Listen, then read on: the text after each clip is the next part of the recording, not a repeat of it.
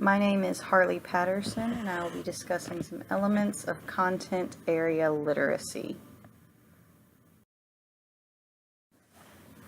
A little bit of an overview of what will be covered in this presentation, what content literacy is and why it is important, specific strategies for incorporating literacy into the content areas, some online resources to support teachers with literacy, some closing thoughts on the topic, and some references.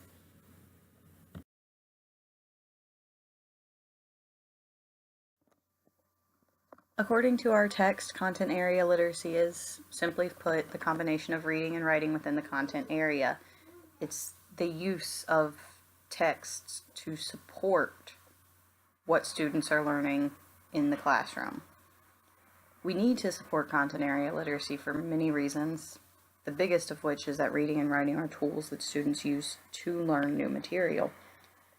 In addition, everything that we expect of people as students and as society members has continually increased over the years and will continue to do so.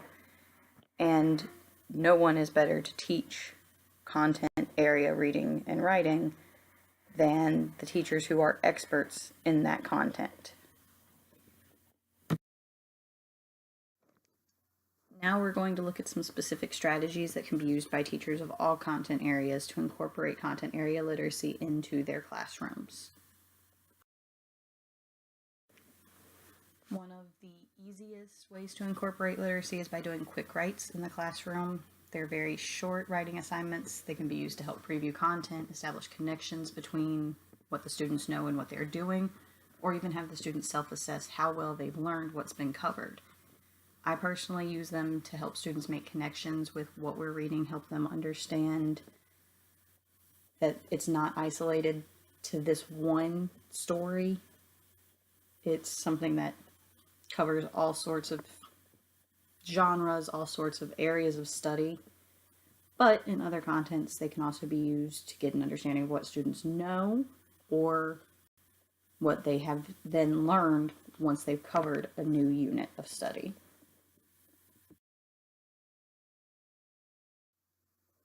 Another good strategy for using in the classroom is graphic organizing. It's using visuals to show relationships or to help organize thoughts in order to increase comprehension.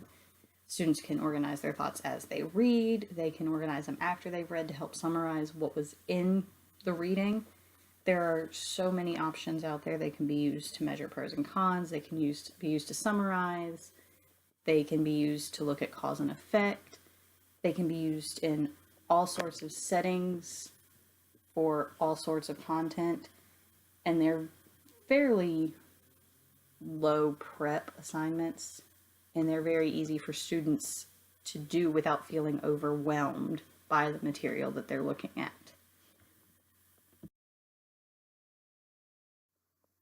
Another strategy that's vocabulary specific is the vocabulary scavenger hunt. I personally like this one because it's fun. It brings an element to vocab study that doesn't always get associated with learning new words. The scavenger hunts help these students make connections between what words we're looking at that they've never seen and what they have seen in real life. Students go out and they find items that represent those new vocabulary words and then share them with the class.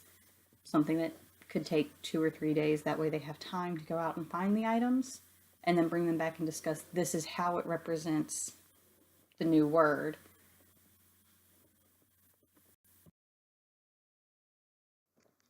Now we're going to look at a couple of online resources that can be really helpful for teachers who are trying to incorporate more literacy into their classrooms.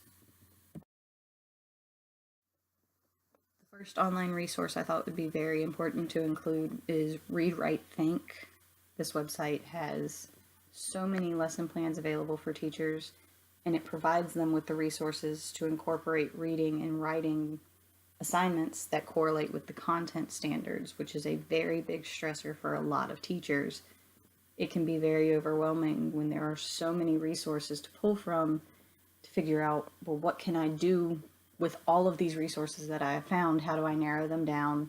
How do I find good, positive assignments that are time efficient for my students.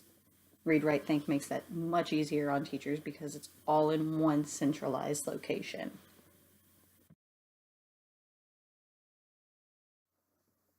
The other online resource that had to be included is the OWL at Purdue University, the Online Writing Lab. This website is absolutely wonderful for finding resources. It can help guide reading and writing in the classroom. There are lots of activities that you can print off from Purdue OWL, and there are also resources that the students can use when they're working on different types of academic writing. There's research instruction, there's how to find bias, there's citation guides, and the best thing is that they can be used from middle school, 7th grade, all the way through college and graduate school, because there are so many resources on there that can be helpful for students. A few closing thoughts on the concept of content area literacy. Literacy is something that doesn't just end at the end of a school year. It's something that constantly has to be built and developed and nurtured in order for our students to become positive members of society. And it's not something that can be done in isolation. Everyone who is involved in education in any way plays a role in the development and the nurturing of literacy in our students.